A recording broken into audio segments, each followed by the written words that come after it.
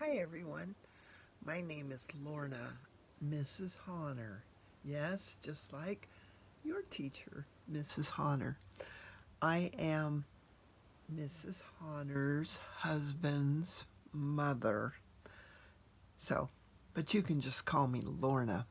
Anyways, Mrs. Honor asked me if I would talk to you all about the Cuban Missile Crisis that happened when I was only 12 years old in 1962, and she asked me to describe what it was like going through that because it was a very scary time, just like it is now with the coronavirus.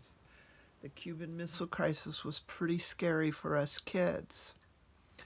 Now, the actual crisis time was really a week, but we actually prepared a year in advance. And after that, it seemed like for a couple of years we were preparing. Now, what was it? That's the question. Well, we had a really neat president of the United States at that time, and his name was John F. Kennedy. And everybody loved him. In those days, everyone loved the president pretty much. If he was the president, then you loved him, and it didn't matter if you were Republican or Democrat.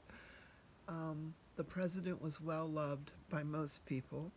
People didn't always approve of their decisions, but for the most part, people agreed with and trusted the president to make the right decision. Also, 1962 was only 15 years after the Second World War. So when I was a kid, we watched a lot of movies and things on TV that would show airplanes dropping bombs, and the whole sky would be full of bombs coming down and exploding during World War II.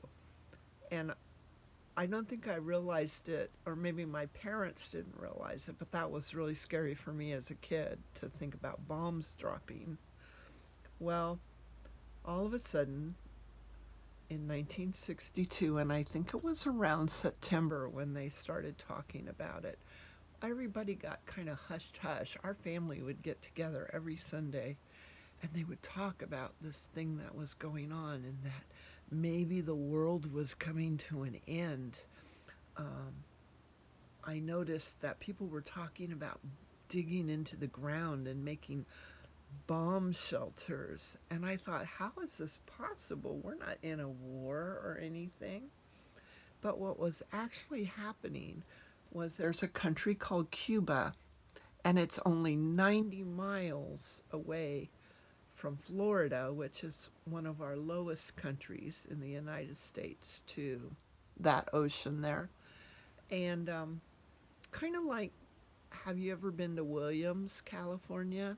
Williams is actually 110 miles from Stockton, but Cuba was only 90 miles from the United States. And there was a man there in charge named Fidel Castro. And he decided that he was going to team up with Russia, which was called the Soviet Union back then, and a man named Khrushchev, who was the leader. And they were going to install missile sites because they said it was for their own protection, but everyone thinks or thought that if those missiles went in there, that they would launch those missiles onto the United States because we were so close and they could get rid of us really fast. And so all our parents were talking about what to do and what's going to happen, and people were starting to gather food. And it was kind of a little scary because we couldn't hear what our parents were really saying. They were talking so low, but we knew something was going on. So just that was scary. And then all of a sudden we started going to school, and they would do these siren. They would let the fire siren go off, and we all had to get under our desk and cover our heads like this. And they started talking to us and telling us that if bombs started dropping, that this was going to help us to be safe getting under our desk. But most of us, at least at 12 years old, we knew that in World War II that the United States won the war by dropping a nuclear bomb on Japan, two of them. And we knew what happened. So we weren't really dumb. We knew that if this was going to be nuclear missiles or nuclear bombs, that being under our desk was probably not going to really help. So we were really scared. We were really, really scared. And all the time it was like every few days those sirens would go off and us kids would jump up, get under our desk, put our hands over our head, and pray, and just pray. And when we would go home and ask our parents what was going on, they weren't really, they were just saying, oh, don't worry about it. Everything's going to be fine. Because that's what parents do. And then all of a sudden, I remember there were 2 days, and I think now, thinking back now, it must have been around October 27th and October 28th, because I think Mrs. Honor can check, but I think those were the days that the TVs were on, and we would see our president coming on, talking, and about what could happen and what was happening, that ships were starting to move into the harbors around Cuba.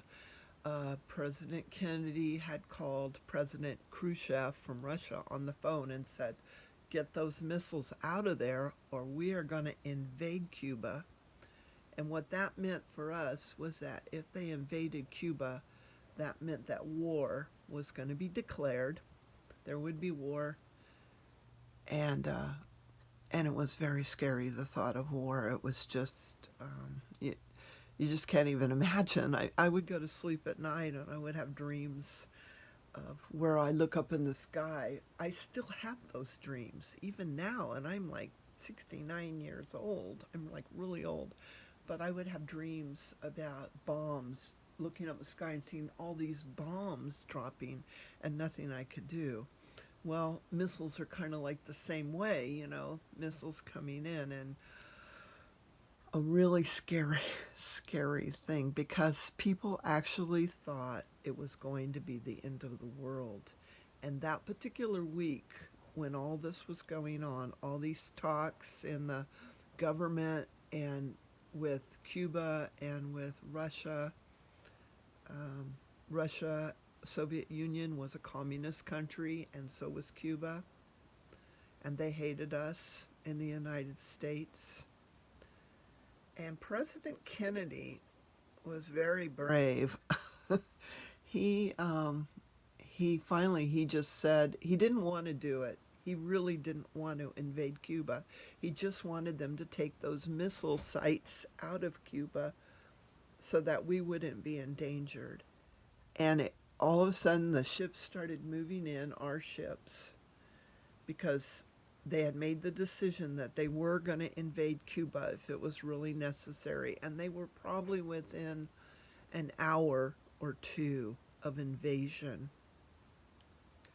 when all of a sudden President Khrushchev from the Soviet Union called and said, we're going to come in and we're going to take the missiles out. We're going to take the silos out. Please call off your troops.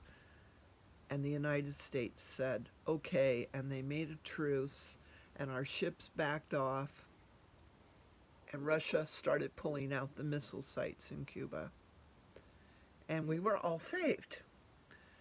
And there was a collective sigh of relief across our nation. I just remember watching TV and seeing all this on the news. Everybody just glued to the television, and no one in our neighborhood had bomb shelters, but there were a lot of rich people and people that actually made bomb shelters, which were deep in the earth, and then they stocked them full of food and supplies. But none of us in our neighborhood had anything like that. So, anyways, today it's like that too. Not quite as scary, although a pandemic is pretty scary.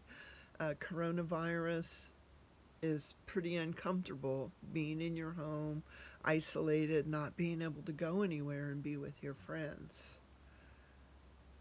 But